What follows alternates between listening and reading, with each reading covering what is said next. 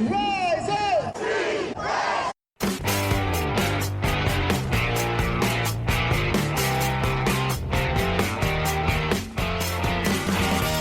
This is the Rise Up See Red podcast, all about the Arizona Cardinals and the NFL, featuring insider and outsider perspectives. Enjoy the best hour of Cardinals talk on the web.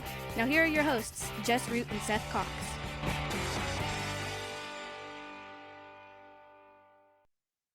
Hello, Arizona Cardinals fans. Welcome back to the latest edition of the Rise Up See Red podcast, the best hour of Cardinals talk on the web. I'm your host, Jess Root from CardsWire.com, USA Today's NFL Wire site. With me, my co-host is Seth Cox from RevengeOfTheBirds.com, SB Nation's Arizona Cardinals site, as we do episode 706. It is our third show of the week, our preview show. Cardinals-Titans Week 5 preview picks and predictions. Interesting week, Seth, as we've got news. We have a new running back situation because Trey Benson is on injured reserve. The Cardinals, bottom line, they need a get-well game in the worst way, don't they? Yeah, and sometimes the NFL gods deliver, right? Like you look at the landscape of the NFL right now. And Any Given Sunday is not just a great movie. Go watch it, those of you over 17. But it's a reality, right? Like it's a statement for a reason. Like Any Given Sunday, any team can beat anybody else. And we've, as Arizona Cardinals fans, we've seen that. I mean, that fantastic Steve Wilkes 3-13 season when they won 3 games. Well, and went into Green Bay and beat Green Bay in Green Bay, to end the Mike McCarthy era and all of that stuff. Like, yeah, it was just it's Any Given Sunday is a real thing. However, if you just take a peek at the landscape of the NFL, there's not a much worse team in the NFL than the Tennessee Titans. And just after 2 bruising, physical, emotionally charged losses by a combined 4 points, both on last-second field goals, getting a team that is in a bad place is always the right medicine, right? But it can also be just as scary. I will say this, as much talk, and let's talk about the Titans so far this year, as much talk as we've had about how the Cardinals offense sucks, how this sucks and that stinks, everything's bad, they're not the Titans. The Titans are terrible offensively. They got shut out, and it's hard to get shut out in the NFL. It's really hard to get shut out in the NFL. They got shut out 26-0. They are dead last in scoring. They are second to last in yards. They average, 210 yards a game, and the Cardinals have struggled offensively. This is a team that has 2 touchdown passes and has 3 offensive touchdowns this season in 4 games. Cam Ward said it.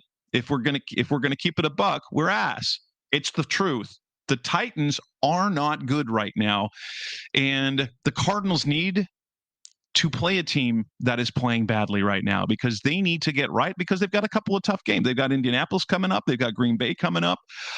Both of those are competitive teams, and they've got the bye. They need to figure things out offensively, and they're going to do it.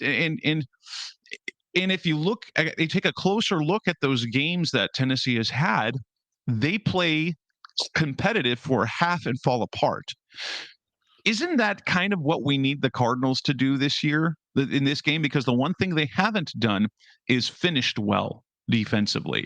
Now, last week aside, when they scored 14 points in the fourth quarter to tie the game, that was, they kind of came alive, but we need to see more of that. It would be perfect to see a wire-to-wire win, but after 4 games of playing like trash, is there a part of you that's a little bit worried that they're going to have their crap together and be more competitive against a struggling Cardinals team than we want them to be?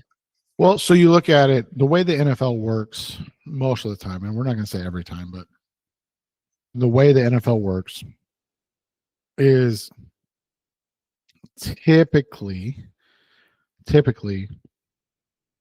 Brian Callahan's going to get fired on November 2nd. So that's 5 games from now. The Cardinals, then the Raiders, then the Patriots, then the Colts, then the Chargers, and then they'll theoretically be 0-9 or 1-8, and they'll get fired. And Brian Callahan, the Tennessee Titans head coach, will get fired. That gives them the bye week, and then they come out of the bye week with whoever. You could name a person, and I believe that he's on the staff. I have no idea who's on the Tennessee Titans staff, but whoever the interim coach is, that gives them 2 weeks to prepare, get ready. John Fossil. Yeah, could be John Fossil. Yeah, somebody like that, right? And so, again, typically that's how things go in the NFL. The problem becomes with performances like last week. Then it expedites things, right? Just like you lose a game to a fellow 0-3 team, the Houston Texans, and the Texans aren't ass. They're a great defense. Even going into that game, I think they were third in scoring defense, if I remember right. I'd have to go back and look, but they'd only given up 20 points in one game this season. Their offense was just struggling mightily. And so you look at it and you're like, okay, well, this is going to be a game where two struggling offenses face off, and we'll see what happens. And again, the Texans defense is good. 175 yards of total offense is pathetic. Going scoreless is, like you said, nearly impossible in today's NFL, especially in a dome. I mean, this isn't a. I believe they missed a couple of field goals too. This was a 6-0 game at halftime, and I believe Tennessee missed at least one field goal in that game. And so, so you look at that and you go, okay, like that performance last Sunday is genuinely one of the worst performances I've ever seen. And this is coming on the heels of the fact that they have another game this year where they had under 150 yards of total offense. So there's 2 games this season where they have a combined 308 yards of total offense, 3 turnovers. Let me see how many touchdowns, because they scored 12 against the Broncos. Looks like 0 touchdowns. They've only scored 3 offensive touchdowns all year. So, and again, Brian Callahan was an offensive guy. It's one of these things, like, as bad as Will Levis was, Cam Ward's been worse than Will Levis statistically. Yeah. Oh, definitely. And so you look at it, it's one of those situations where is this going to last until the bye? And quite frankly, it seems like the answer is no, right? But this is, as you astutely pointed out, Jess, this is where the danger lies for the Arizona Cardinals. If Callahan has any believers in this locker room, they will rally and put together a valiant effort this week. I'm not saying it's going to be a winning effort, but a valiant effort to try. Because here's the thing, you don't want to be Cam Ward and get your head coach as the first overall pick fired 5 games in. 5 games in. Especially when you're talking, I mean, Jess, we're talking about this dude's only been a head coach for 1 year. Like, this is his 2nd year as a head coach. So that's the thing, is like, if there's pride, if there's this, semblance of anything, you could get an effort that makes things interesting. Yeah. After last week, though, man, I genuinely have no idea, because that was one of the worst performances I've ever seen.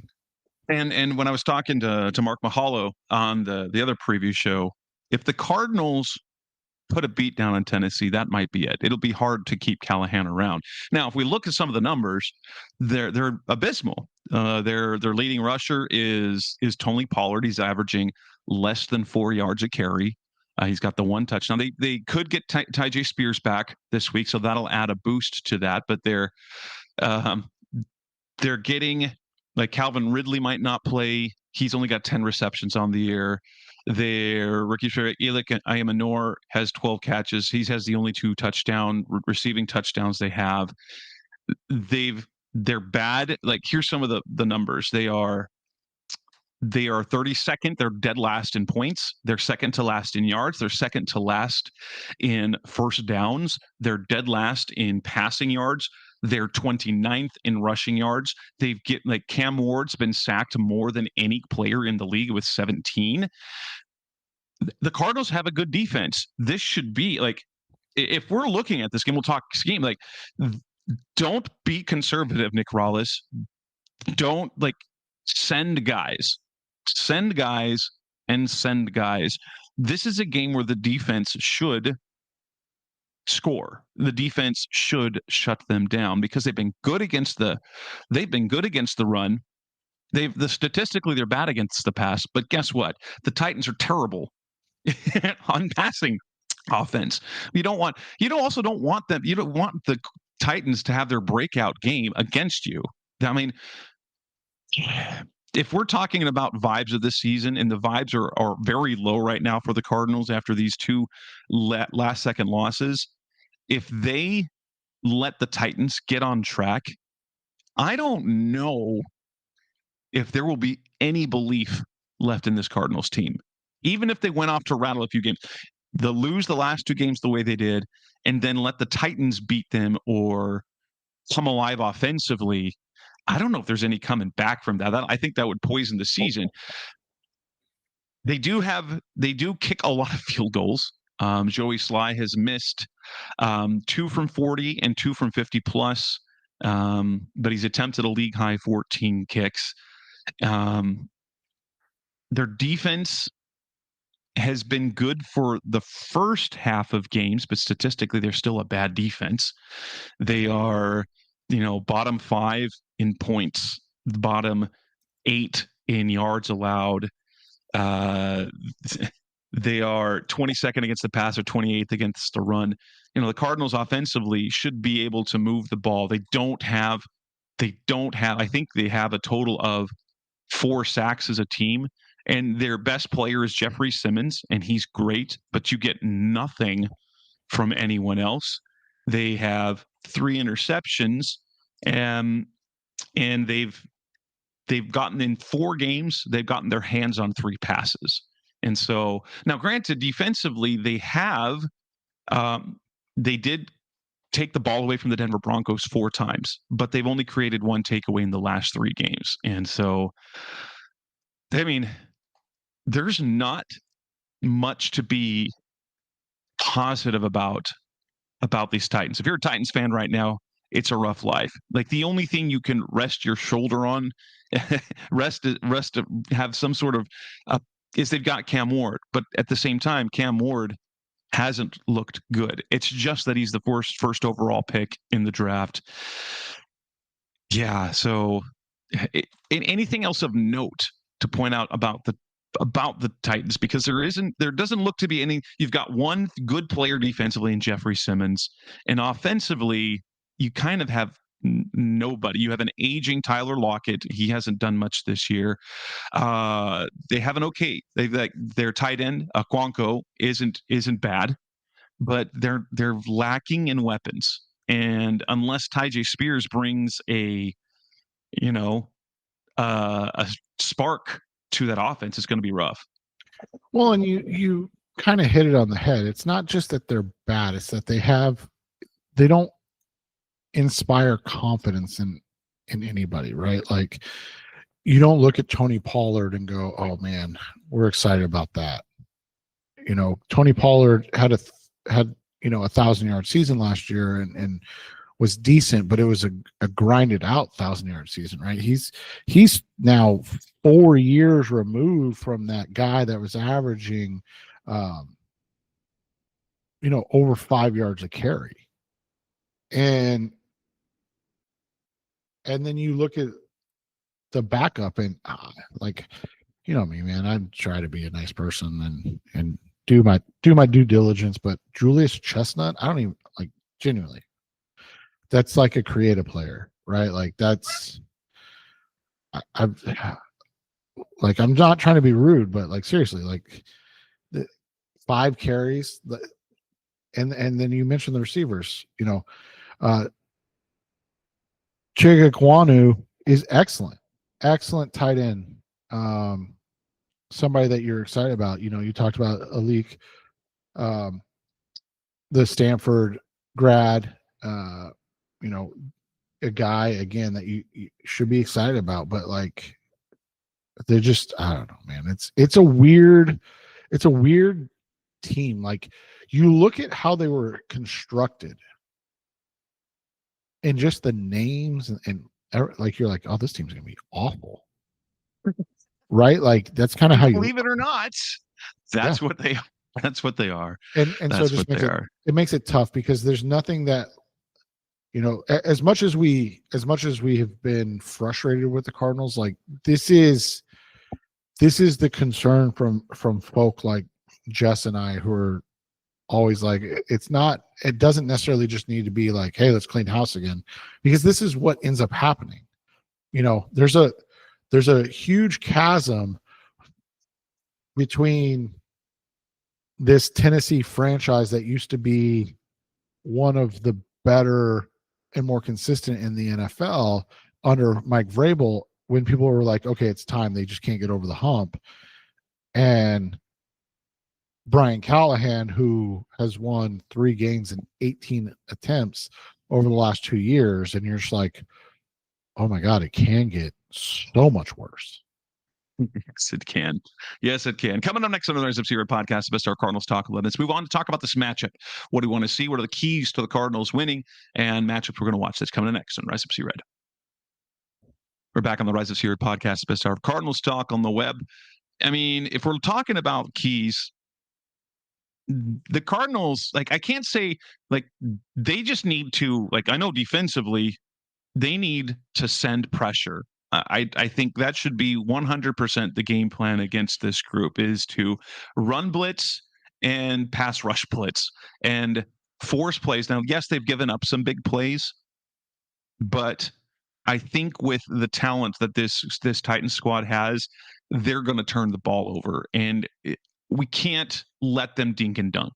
Don't let them dink and dunk. I think, wouldn't you say that with the season that Cam Ward is having, he's completed 51% of his passes, 2 touchdowns, 2 interceptions, that allowing him to dink and dunk would help him gain confidence.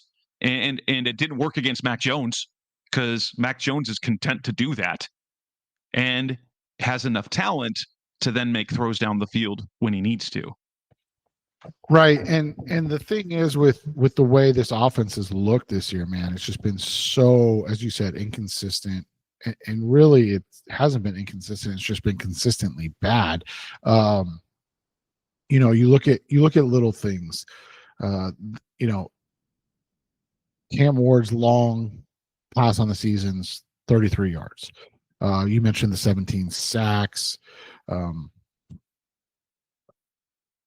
Something we've talked about a couple times with regards to Kyler, like he's thrown 5 less passes than Kyler.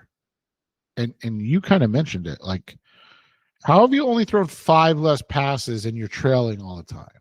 Like that's true. That is true. Because the Cardinals just, they don't, like, they haven't been trailing in most of their games.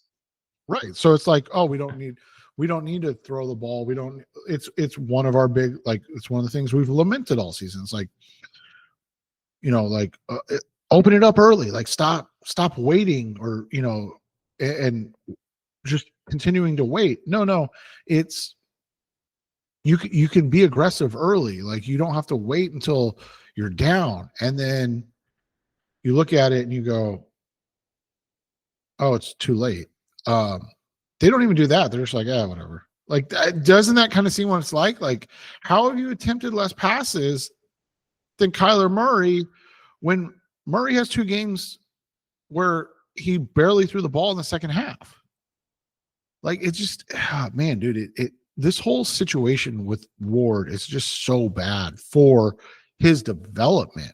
And more than that, that's why you have to look at like getting rid of these guys. But you to your point, like you look at the Titans again. What do you hang your hat on? Like, what is it that you do as a club that people go, okay, that's where it's at. Offensively, second year, maybe third year, Peter Skoronski's been playing well as a guard. He's a guy you and I both like coming out 2 years ago when he was coming out. And they finally kicked him inside, and he's really kind of developing. We thought he was always a guard too, so good job, Jess and Seth. From there, it's like the whole line's not great.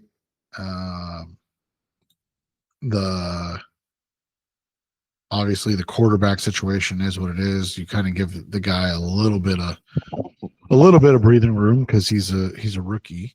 And then on the defensive side of the ball, you said it, like they're not bad. I mean, you've got some guys that have played well. Xavier Woods is a safety that's been playing well this year for them. Kind of having a career year. And isn't that kind of how journeymen go too? Like a career year in year 10 or 9, I think technically, and playing on a team that's going to go winless and then, or, win a game or two. And then fans are going to be like, oh, go sign Xavier Woods. And then he's back to being Xavier Woods. Jarius Sneed has been an absolute bust for them in terms of a cornerback 1. Yeah. Well, and you look at that, right? Like you got Sneed and teams are attacking him and kind of laying off a Roger McCreary, who had been, really not good his first 3 years in the NFL. And so that's always a concerning thing, right? Tavondre Sweat can't even get on the field. I remember last year Cardinals fans lamenting like, oh, you need a big run stuffer, blah, blah, blah, and it's like, well, 350-pound guys are tough to stay healthy. Yeah. And so, he's never on the field. You mentioned the ageless one, Jeffrey Simmons, he's going to go down as one of the guys that unfortunately, and he's still only 28. So maybe that changes, right? Maybe he gets somewhere and gets 3 to 4 years of really, really good play to help out. But man, he's a monster, and coming back from another, knee injury and doing it again at a high level. And it's going to be a tough match, but likely no Evan Brown. So we're looking at, we'll see if Will Hernandez plays, whether he plays left guard or right guard. Maybe he's back at right guard, Isaiah Adams. That defense, that offense line interior against Simmons, isn't that basically the most important matchup in terms of how they handle individuals on the defensive side of the ball for the Titans? 100%. I mean, and their defensive line hasn't been bad. It's just a very, mishmash. Their linebackers are productive, but from what I heard in the last show is that, Barton and the other kid, Gray, they're just making tackles 6 yards down the field. Well, and it goes back to what we've talked about before, right? Like, yes, you absolutely want your linebackers leading you in tackling. But depth of tackle matters so much more than anything else. And so if your linebackers are making tackles, like you said, at 7+ yards, then at that point you're like, okay, why is our safeties not leading us in tackling? Because that just means your linebackers have terrible reaction timing and they're, like you said, chasing downfield. Amani Hooker and Xavier Woods are third and fourth, respectively, in tackles on the team. So, what I just said is actually happening quite a bit too. The fact that 4 of the top 6 tacklers for the Titans are their DBs is, not ideal. And you mentioned Sneed. I mean, just hasn't played well. So yeah, how do you slow down Jeffrey Simmons, Sebastian Joseph Day? We've seen him forever. With the Rams, he is what he is, and he's still doing it at a decent level. But he's a pretty, he's a guy that what you're getting out of him. You got to control him in the run game. He's not going to overly threaten you in the pass game, so you just got to make sure that you contain him as much as possible. From a pass rush point of view, it's Simmons on the interior, and then Arden Key, a guy that's really never lived up to, right? But he's playing well enough this year. It's just like I said, man, it's a mishmash of stuff. And then the one thing I will say, or I'm curious to watch is oh goodness gracious, McCreary. So he's their best corner, but he's a slot corner. So is he going to be on, Greg Dortch, or the guy, when they go with the three big wide receivers, and if Zay Jones is able to get back this week, which seems like he will be, and they rotate, Jones and Wilson and Marvin Harrison in the slot, because that's as good as he's played this year, that's a matchup advantage for the Cardinals, right? Yeah. And so those are the ones, because like you said, man, that's a bust of a paycheck from L'Jarius Sneed. But doesn't Sneed reek of a guy that's going to get cut, or they move on from him and then he goes back to Kansas City and plays at a high level? Doesn't that just... Yes. And I know totally what maybe it's the we see this. We do see this. You get a cornerback that was great on a great team and not be great on other team, and then go back to another team and be great again. It feels like it's like he's good for Steve Spagnuolo, I guess, that particular role, those players around him. But what I want to see this game, especially offensively, I think they have to open up the passing game, and they're going to have to flip. They have to flip, and we saw it formation wise, where they were almost all 11 personnel in the last game. I wonder if that was all built around James Conner and the type of runner that he is. And now that he's no longer the number one back, they have to rethink things offensively. They can't be a bruising running team. They don't have the guys to do it. You don't have the James Conner. You don't have the Trey Benson. What you can have is an efficient rushing attack. Michael Carter can get you big plays. Amari DiMercado can get you plays. Bam Knight can get you plays. But I think rather than anything, I think they suddenly have to be a team that will use the pass to open the run and not vice versa, because they've been for the last 2.5 years a team that uses the run to set up the pass. And I think they have to do it the other way around. So the pass game has to be opened up. And I think that's, you're going to have to spam some of your receivers the ball. Spam, like Todd Haley was saying, you got to get him the ball in his hands so he feels confident, and then he won't be in his head. So that I want to see. I don't want them trying to force the same 12 personnel running scheme when you've got a little guy like Michael Carter running the ball instead of 6'2", 230 James Conner. I want them to open up the passing game to stop to then help the run, and then defensively just send guys, make sure that you're pressuring more. Don't give up give up the underneath. Don't change how you're covering down the field, but force mistakes by Ward. And then I'm talking individual matchups, watch for the edge guys, because if JC Latham's out again, that right tackle position is an absolute disaster for the Titans. And so the edge guys for the Cardinals, whether it's Baron Browning, Josh Sweat, Zaven Collins, whoever happens to be rushing off of right tackle, pay attention to them, because their backup right tackles have been dreadful for the Titans. Yeah, and that's what that's what the hope is, right? That come out and they'll be able to play at this high level and be ready to go. And that's, they have that ability and they have the opportunity this week to really show it. So we'll see how they come out, because I do like some of the matchups. Coming up next on the Rise of Series podcast, Mr. Cardinals Talk on the Web. Let's move on and make our predictions, our picks, and talk a little bets. That's coming up next on Rise of Red.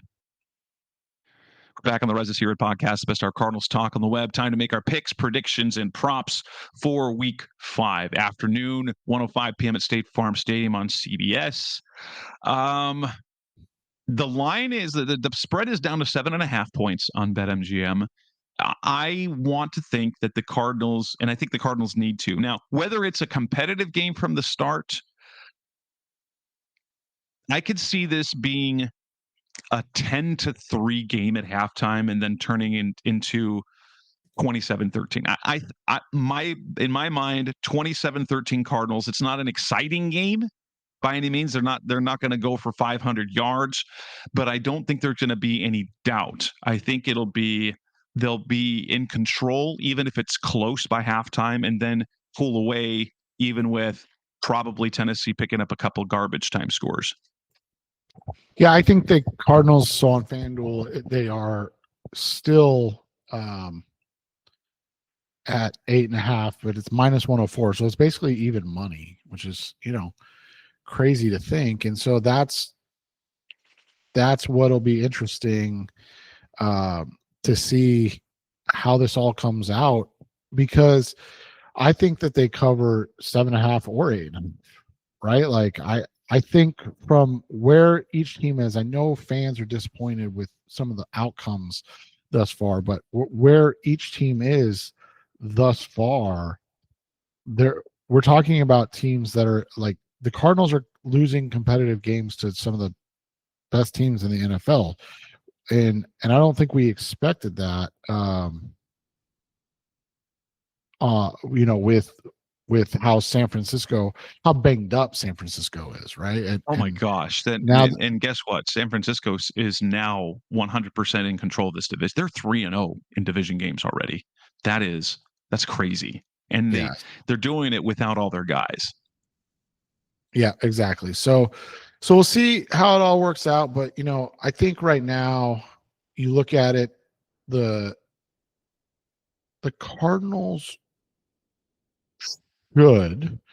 should be in the key, verbiage here. They should win this game. So we'll see how it plays out and things of that nature.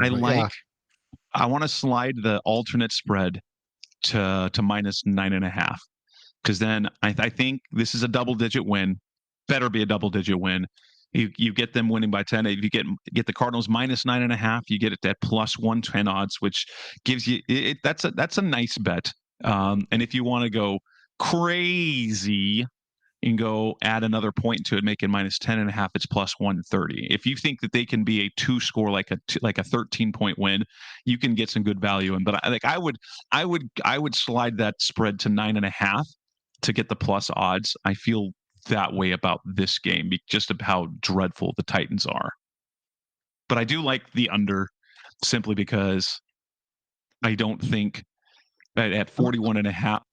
I mean, that would be knowing how things go, that would be a Cardinals 30-13 win, right? Like the Cardinals win 30-13 and the under doesn't hit.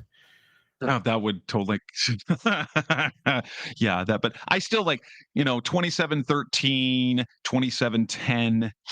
That's kind of the range I think that we're looking at. So I like the under for that. But I wouldn't slide it one way or another. Because if you look at the alternate total, if you wanted to do full game over or under, rather, under 43, that's -140. So you get a little less. But now if you want to create a parlay that has, you go under 43.5, that's -145. But that, I think that would be fairly close. Don't you think that'd be a fairly safe add to a parlay that you're doing if you just want to kind of sweeten up a parlay that with a fairly Yeah, sure thing? that's definitely how you're going to look at it. The hard part becomes obviously how this team has, as excellently pointed out, have just not finished anything. So you look at it, and on paper, it should be mostly an easy. I don't want to say easy, but like an easy-ish win, right? But the way it's worked this season, it's just been such a cluster. You know what? That you can't even look at it and say, "Oh, this is a win that you can pencil in," because they just haven't played well enough to deserve that belief, right? Wow. Now, if you look at touchdown scores, this is crazy. You know, Michael Carter plus 125, Amari DiMercado plus 135. That's, I mean, where are they going to throw the ball? Like I'm trying to find value picks here for the Cardinals. That's what's hard, is there's really no value in this game unless, like you said, you parlay some things that haven't happened yet this year, right? Right. Defense, like Arizona defense or special teams at plus 500. I think that's one of the, like, I think that might be one of your better values for this game. It definitely is. And you look at all of that, and that's how you would have to look at it, is like, where does the value come? A couple of the ones I've seen that are kind of the preset, parlay type things or game specials that's that I've liked, is there's one with where did it go? Gullies. Michael Carter and Tony Pollard to each have 25 rushing yards in each half. Like, that's something that I could definitely see coming about, right? Because it's not a wild or crazy number by any stretch of the imagination. So you just look at it and you go, okay, this is, this makes sense, and there are ways that these things can happen. But yeah, I mean, it's just not a game where there's a lot of juice to be had, so to speak.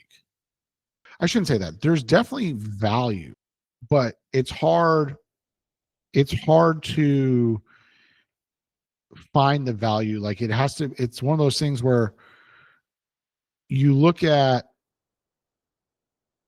value and you go, okay, like, how do the Cardinals get I've got one good value pick. And that's Marvin Harrison Jr. over 4.5 receptions at plus 120. I like that. I mean, and I think you kind of mentioned it. Like, this is a game where you look at and you go, okay, like, let's try to. Oh, I like some of these passing props for the Cardinals, because so you can get Greg Dortch over 2.5 catches for plus 110. The kicking props I don't love. Because Sly's missed so many kicks. Yeah, well, and even Ryland now.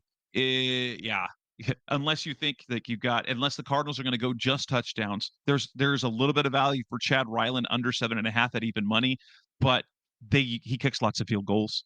So I don't love those. The passing props, give me over 1.5 touchdown passes for Kyler at even money plus 100.